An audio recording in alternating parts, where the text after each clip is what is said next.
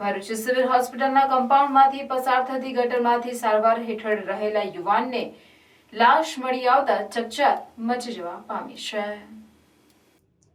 ભરૂચ તાલુકાના કંથારિયા ગામ ખાતે રહેતા 28 વર્ષીય છત્રસિંહ વસાવા નામના યુવાનને થોડા દિવસ અગાઉ સિવિલ હોસ્પિટલમાં સારવાર અર્થે દાખલ કરવામાં આવ્યો હતો।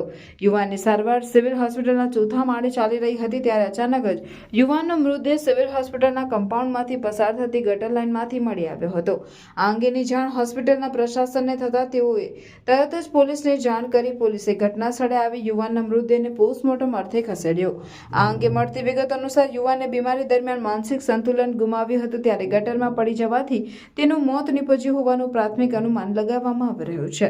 જો કે બનાવની વધુ તપાસ ભરૂચ શહેરી ડિવિઝન પોલીસ કરી રહી છે।